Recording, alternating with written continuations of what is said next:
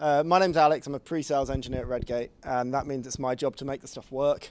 Um, uh, so I've spent the last 5 years going into company after company after company, helping them make their database delivery fly. Now, inevitably, to do that quickly and easily, we're going to use a tool to do it rather than build the whole infrastructure ourselves, because when we build the whole infrastructure ourselves, you have to support it yourself. And normally there'll be somebody that built it that... that's a button on the bottom. Fantastic. So there are a whole bunch of tools that are available, and there are some examples up here. I was going to include TFS as an example, but then yesterday in the afternoon at some point I was faced with the prospect of installing TFS. So instead you've got some other options to choose from. Now, one of the things I'm going to talk about quite a lot today, there are basically two classes of solutions to setting up a really nice automated process for delivering database changes. You've got the migrations class of solutions, where you have some baseline of your database state and then upgrade script after upgrade script, and you gradually append all of these, and then you can just run them all to upgrade, and possibly you'll have downgrade scripts to go back down again if you want to. So that's what options 3 and 4 are. There are a couple of migrations-based solutions. You also have state or declarative-based solutions where you just define how the database should look at each point in time. And then the theory is you can have more repeatability and, oh, the word's gone from my head now, where it all looks the same in every single environment. That's the word I'm looking for, across the different environments. And so the options 1 and 2, state-based solutions. Now, there are pros and cons both ways, and that's something I'm going to talk about today.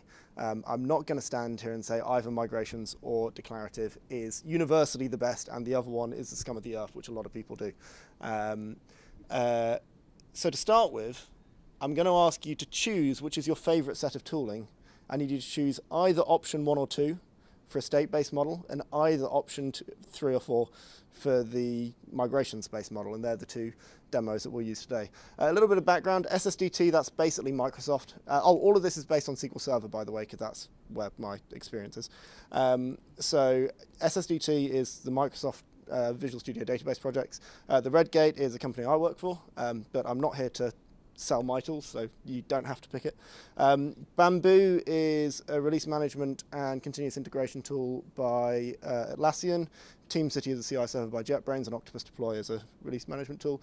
ReadyRoll is a commercial project type for setting up migrations-based deployments. So they've tried to put a lot of work into having quite a sophisticated solution to solve some of the problems with that process. DBUp is an open source, very, very, very simple tool, which is easy to use, easy to set up, and has all of the problems that come with migrations solutions.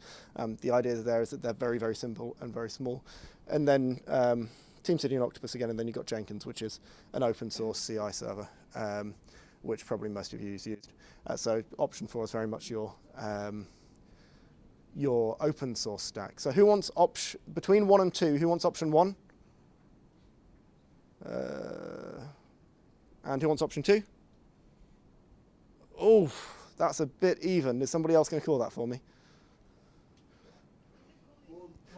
Okay, let's do it by cheering, because let's see if who wants option 1? Who wants option 2? Okay, all right, 1. And between 3 and 4? Who wants 3? A handful, and who wants 4? A bigger handful. Okay. So we're going to go for option 1 and option 4. While I just take a couple of seconds to set that up, here's a picture of an elephant in a room. So I'm going to, I can kill TeamCity. Don't want you. Don't want you. Do want you. Do want you. I will keep you. Good to go. Right, where's my flicker gone? Right, so as I said, this is normally a talk that's an hour long, and the first half of it is about why you should do continuous delivery. but I kind of think I'm preaching to the choir there, so I'm going to take slides that I normally spend 5 minutes talking about, and I'm going to try and do one line for each slide. Who's read a software book in the last 20 years? Did it have some of those words? Good, we've worked out that's good stuff. On the other hand, on the other side of the coin, you've got DBAs and stuff. People who look at DBAs in the room as opposed to developers in the room. So DBAs in the room, you care about this stuff. You care about looking after the production database, because you know what? Looking after the production database that's got all of my business information in it, that's more important than that little tiny incremental release. So it's more important that that doesn't go down. So we do need to take care of that stuff, and this is particularly important in the database. So much so, and this gets so divisive, the whole DevOps thing, yeah, with databases it's a big thing. You've got people on the dev side and you've got people at the ops side, and they tend to get ratty with each other when people on either side do stuff that upsets the other, especially when this happens. And the DBAs tend to be the first people to find out about it, and they call the developers and they say that. You've heard that before then. And a lot of the time it's the developer's fault, because the developers do stupid stuff that works on their machine when they've only got a few lines of data. But when it runs on production, it doesn't work so well. But sometimes it's the ops guys that are the cause of the problem, because you know what? While the ops guys are really good at managing performance and monitoring stuff, sometimes they're going to go and make that hotfix directly on production because they're not developers, and they're not as close to stuff like source control and continuous integration and managed processes there, which means that when we deploy, we're not taking into account that hotfix. So sometimes this communication problem is because developers are doing stupid stuff, and sometimes it's because of ops people not really understanding the process properly or not working with developers.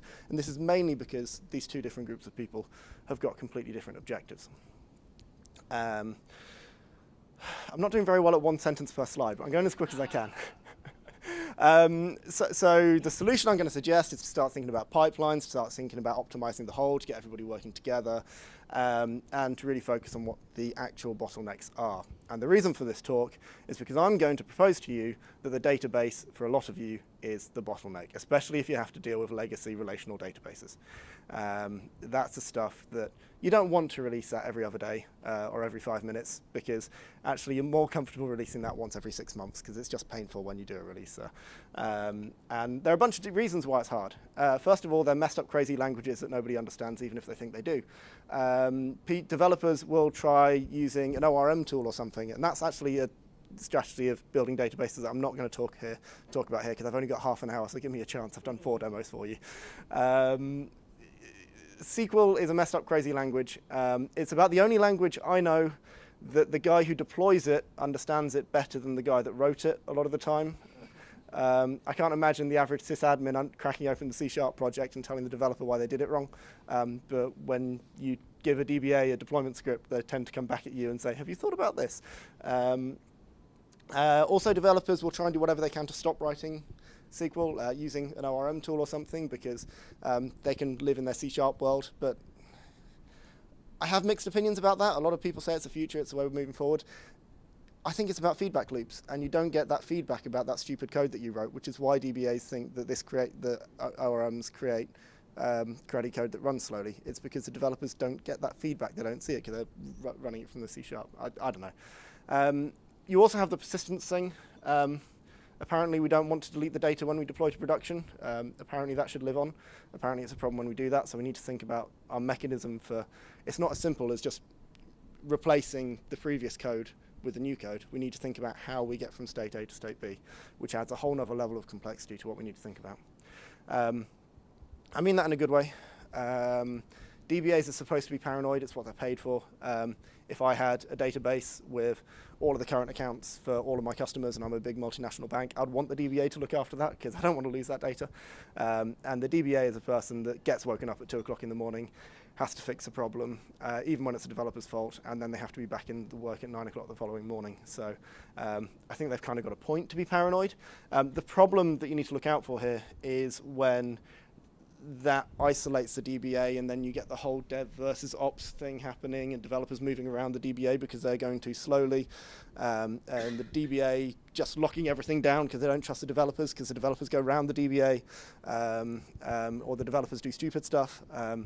And so what I would say is that DBA paranoia is something to be cherished and loved, and they're paranoid for good reason, because they've been burned by this stuff before in the past. And you know what? If you want to start thinking about the sorts of tests that you should start automating, starting by thinking about the reasons why DBAs are paranoid and what they're paranoid about is probably a really good place to start. But in general, the solution to a lot of these problems that I'm going to suggest to you is continuous delivery, and specifically by that I mean these three pillars. First of all, we need to have our databases in source control. Does anybody here have a database? Put your hands down if it's in source control.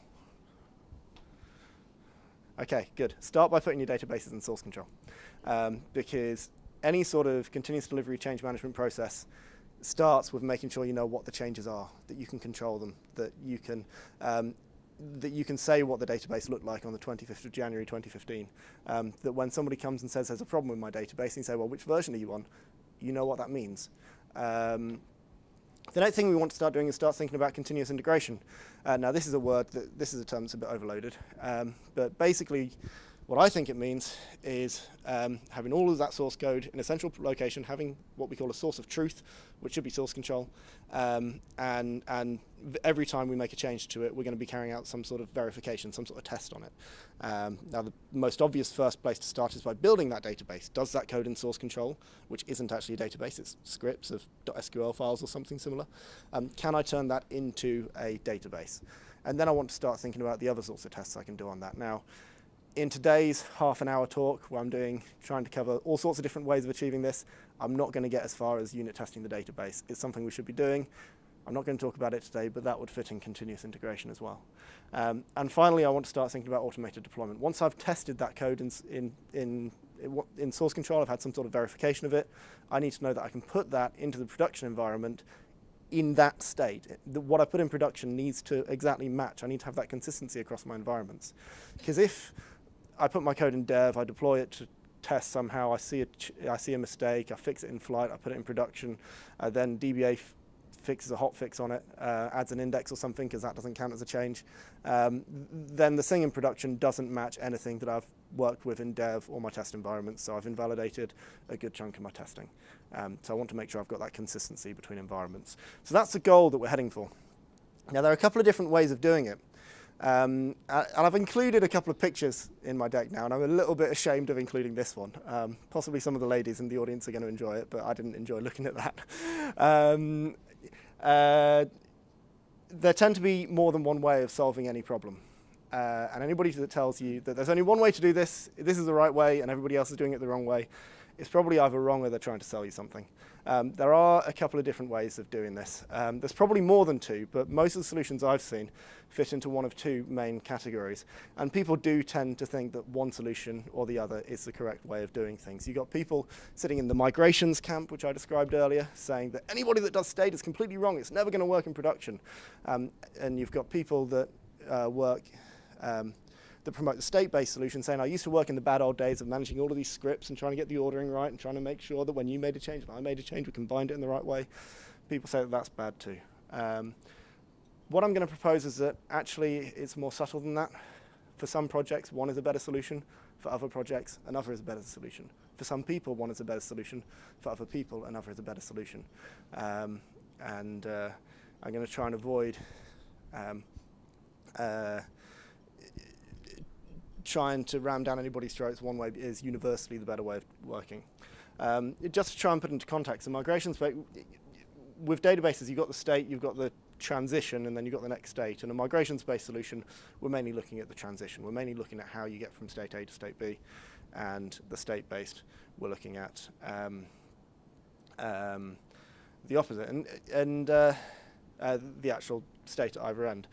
As I said, people get really angry about this, and you have people on both sides saying so. So, for example, Paul Stovell, he's the guy that wrote Octopus Deploy, and I'm sorry for the lines on this screen, so you might not be able to read that very clearly, but what he's basically saying is there's no more reliable way to deploy to production than a script that I have run, and I've run exactly the same script on every single one of my environments, which is fantastic until somebody makes a change directly to the production environment, and then none of your versions look like what they should look like.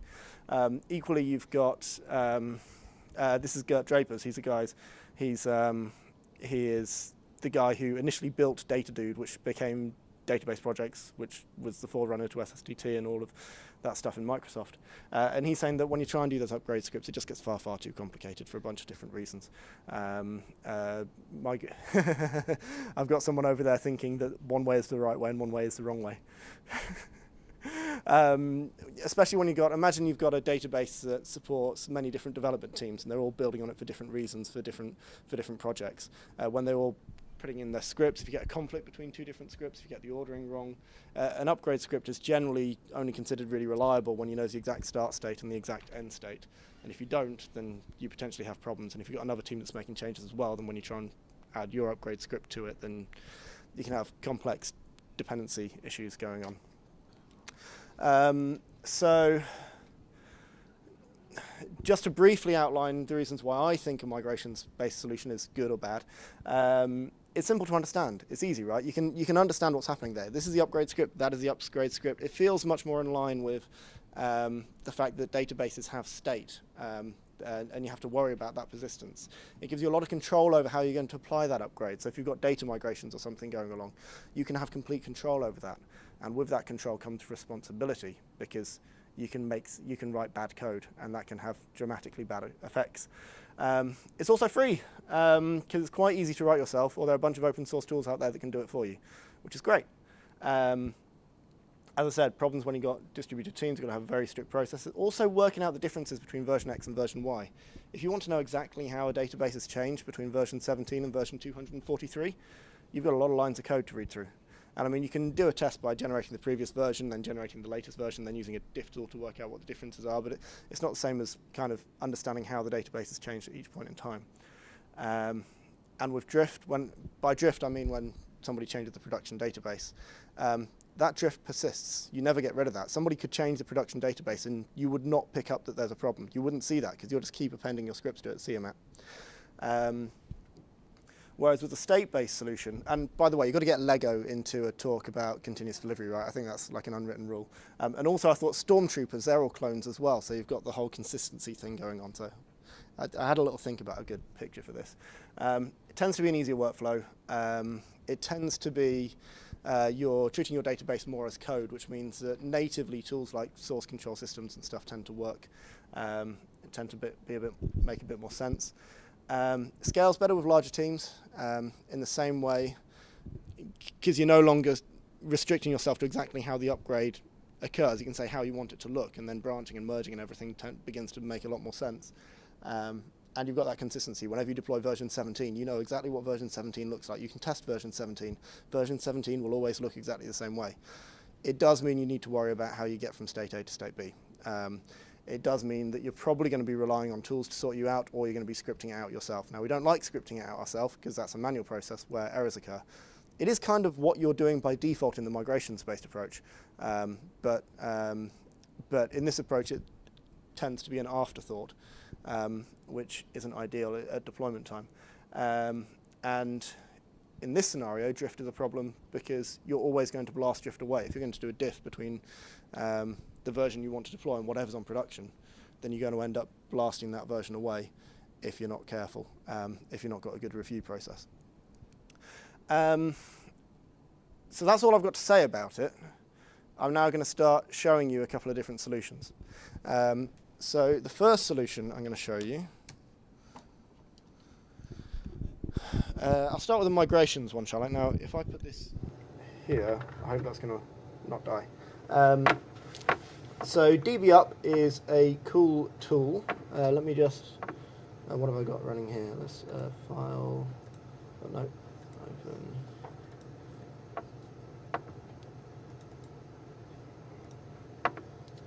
So dbup is a really simple tool. There's a bit of sample code that you use to create a very simple project. This is basically just copied and pasted off the front page of the website. Oh, using Visual Studio on a small screen is horrible. You have in the Solution Explorer, literally you have the scripts folder and a bunch of different scripts that you can add to it. So I'm going to add a script, new item, I can't find out a way of just adding a SQL script. I've obviously got an old version or something, so I'm just going to go for a text file. I'm going to call it 02, is that the right?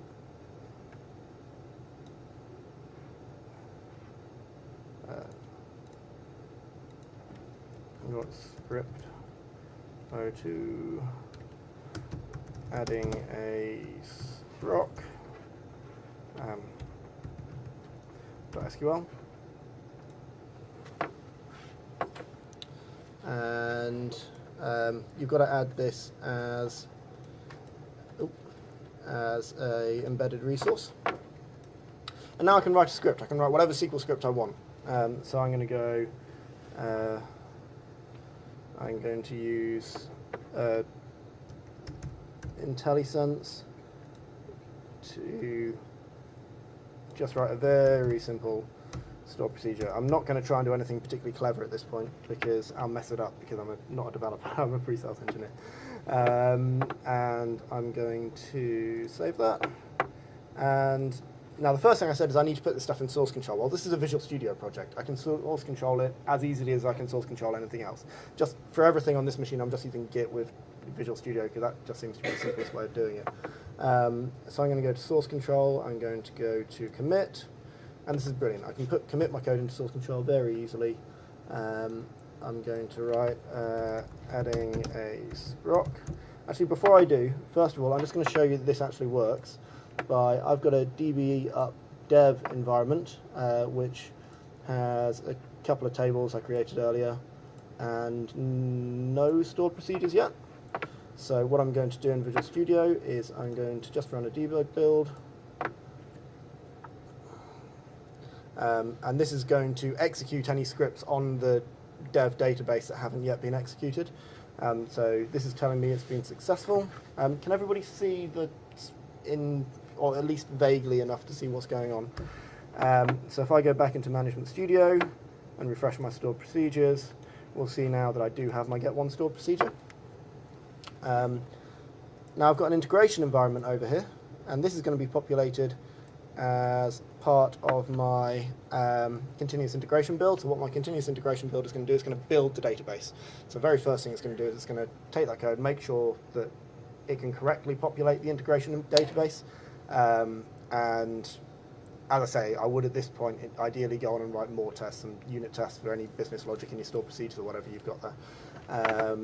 But right now I'm not. I'm just going to commit that into source control, and I've got a Jenkins build over here.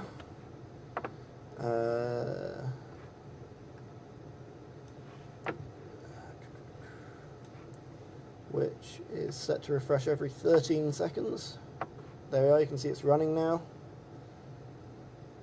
And it's finished now, didn't take very long to build.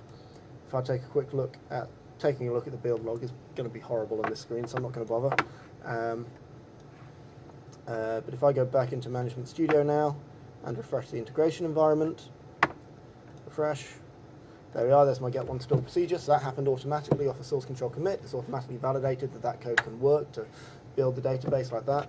And finally, if I want to deploy to production, we all like one-click deployments, right? So in terms of reviewing and who's allowed to do this, it's easy to review the code. It's in source control. Script, script, script, script, script. Easy.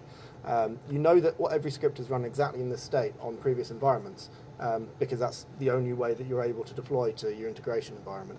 Or any other environments that you have up the pipeline. You can review the source code to see what the script is going to be, so if you're happy with it, one click. And let me just, there we are, that's scheduled the deployment. Oh, I should have shown you beforehand that it wasn't there. It's now going to be there. I'm going to ruin the final moment of this demo. But stored procedures, there's a get one stored procedure. So that's continuous delivery for a database with open source tooling in terms of putting your code in source control, validating that it works okay, and deploying it to some production environment. We've got proper source control underway, so we know what the changes are. We can review that properly, and it wasn't too onerous. Having said that, this is an ideal way to, if you've got like a little embedded database in some product that you deploy to customers that you know never changes, this is ideal. If you've got a database where people are going to be changing it, perhaps rather too many people have access to it. Who's here has worked on a project who here has never worked on a project where somebody that you didn't want to have access to the production database has had access to the production database? Yeah, okay. Has anybody ever had somebody change the production database that shouldn't have? Yeah. So in that scenario, this could be a problem because it's not going to pick up that change has happened. The only logic to work out what script is going to be run, you've got this table here which has got schema versions, and if I just select all of the information on here, you can just see very simply when Management Studio stops being slow, you'll be able to see just a detail of every script that's been run on it so far. So when I run the little executable, it just applies any additional upgrade scripts to it that haven't yet been run. So anything that happens outside of this process becomes a problem. So yeah, there are reasons why people have concerns about this approach, but on the other hand, dead simple, dead easy, and it works really nicely.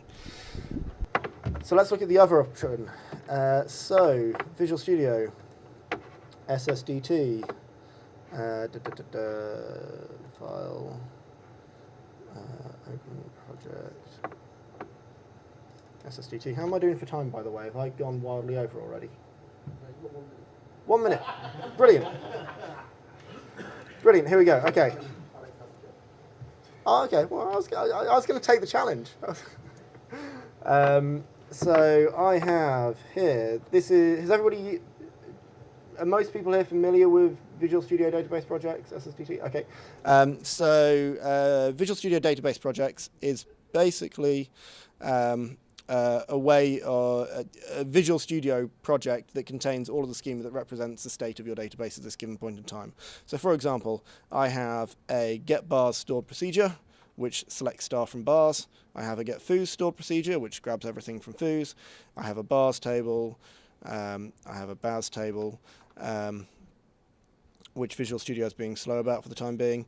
What I'm going to do is I'm going to go right click, add table, and I'm going to call it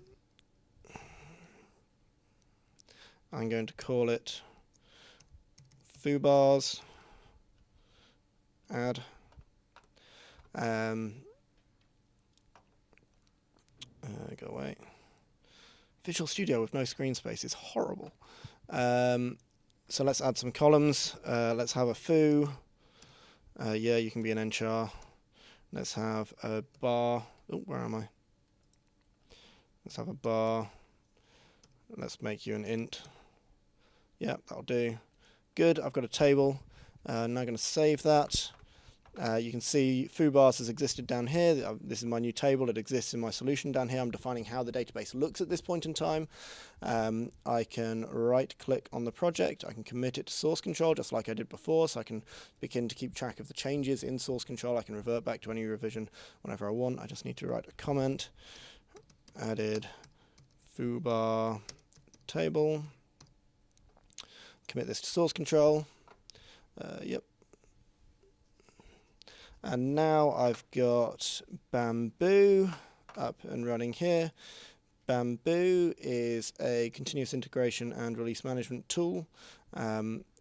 So if I come back to the dashboard or build plans, you can see I have a build plan here. It's currently running. If I take a little look at what's happening in the build, I won't go into the details. There is a bunch of tooling that allows you to do this. Redgate has got tooling. Visual Studio's got tooling. What it's doing is it's going to package up this Visual Studio database project, in this case into a NuGet package. It's going to build the database on a temporary database and then chuck it away to make sure that this package can be built in its current state. We then have a process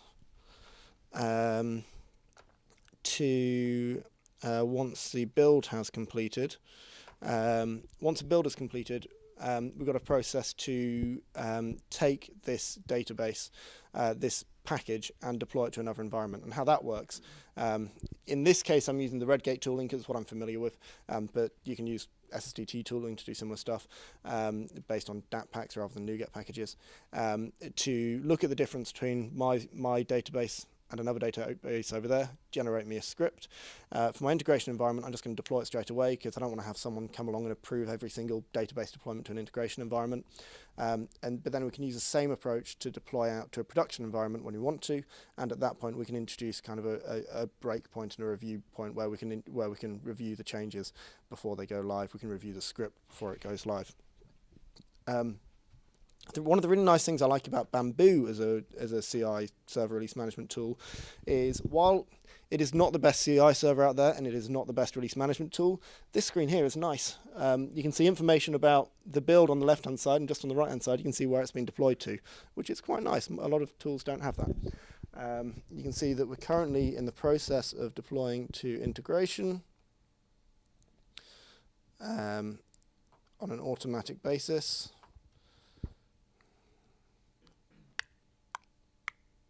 Automation rocks.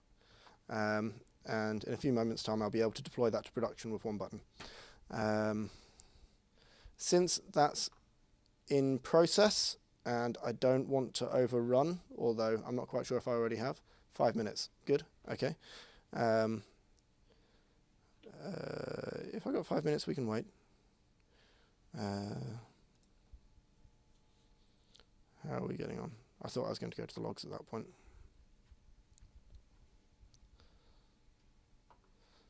Still going. And this is the low detail version of the tool. Pardon? And this is the bit at the top that's low on detail, you're saying? Yes. Is it high on detail? Possibly.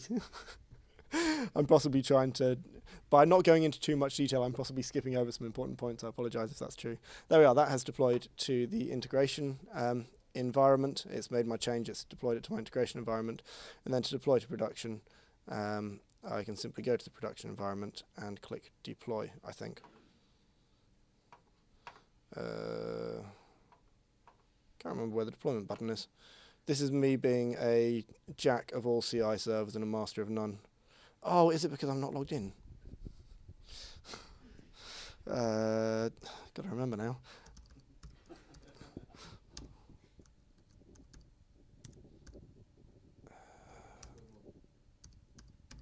I think that. What was that? And now I can just press the button to deploy. I was wondering where the deployment button had gone.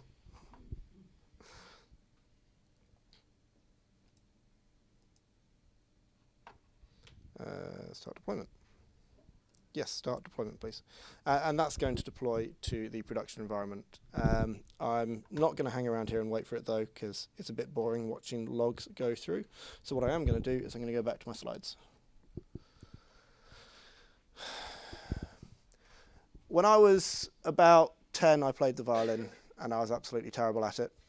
Never, ever, ever give a violin to a child. Give them a guitar. You can make a lot of money off playing guitar badly. You can make a lot of people very upset by playing violin badly. My violin teacher asked me how long I practiced for, and I said I practiced until I got it right, which is the wrong answer. Anybody that's ever given that answer is wrong.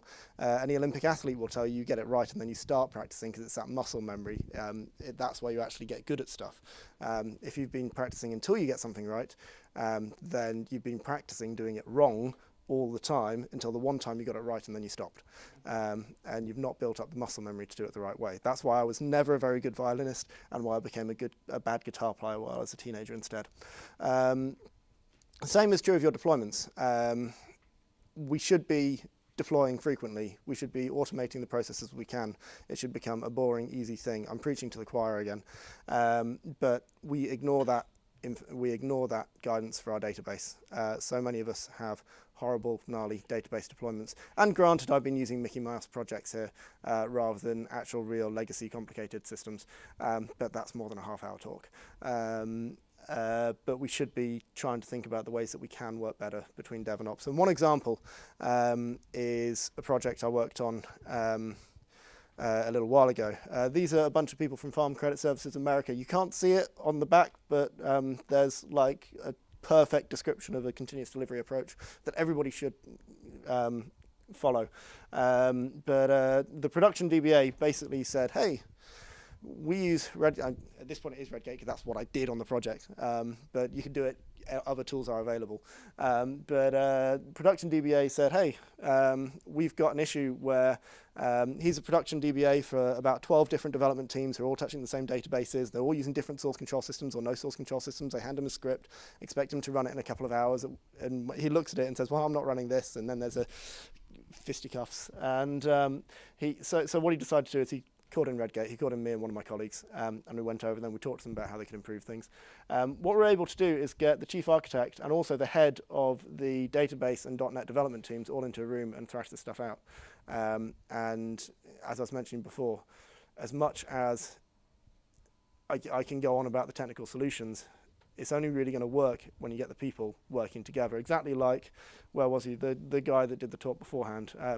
When he had, exactly like Chris said, when he had the dev and the ops working together. This is exactly the sort of thing that is going to actually make this work. When you've got the DBAs and the developers working together in a room, and hashtag DevOps happens. I've been Alex Yates. I work at Redgate. If you want to talk to me about building databases, I'll be around for a beer, and I'm sure we're going to go to a pub or something afterwards. And if you want to see the full version of any of the demos, come badger me, and I'll tell you all the kind of hidden secrets in the demos about what actually wasn't working, but I didn't want to say it at the time. That's where my images came from. Thank you. Oh, I should say any questions. Yeah, hi. I just want to clarify there, essentially all the tools you talked about, there's two key ethos essentially. Yeah. One is state and one is migration based. Yeah. But both have the same deficiency, which is distributed teams. Yeah. Do you know if there's any idea? So, distributed teams have you ever worked in a distributed environment? And how did you solve that? Get distributed source control systems? We basically had to inspect migrations as they have. We use the migration approach, and as things touched on the same objects or changes happened in multiple services we're touching, we would just have to spot what happened. So We didn't have a real solution. So what I would say there is, when you're working in a migrations-based approach, every time something gets overwritten, you need to think about how to handle that migration script. So you end up repeating work a lot of the time to work out how to get from state A to state B. If you work in distributed teams in a state-based model, that just becomes a regular merge conflict in whatever source control system you're using. You can treat it exactly like code. And it's only later, when it comes to actually the time that you deploy, that you need to worry about how that script, how the changes occur. And there are diff tools that can help with that by many different companies, some of them free. Or at that point, when you actually know what it is you want to deploy and what state you want to get from and what state you want to get to, you can think about how to write that migration script once. Well, we did a lot of that. It's more to do with when two migrations come in that conflict, but it's not a difficult, obvious way to catch it, other than having both diffs inspected over time. You might get 10, 20 diffs a day. Okay, that's maybe extreme for data. But, well, it depends on projects. Database maybe 5 or so, but you might miss the fact that two of them change the same table. It might conflict, or not even conflict, just that one might break one service, not the other. So might touch the same fields even. Managing conflicts when you're working in a state-based model is exactly the same as managing conflicts in your application code. And then the problem about how to deploy it comes later. So databases don't add any specific, when you're in a state-based model, databases don't add any additional problems to what you already have to deal with. When you're in a migration-based model, they do, because every single time it happens, you need to work out how to do the migration script again. Any more questions? Okay, thanks again, Alex. No worries.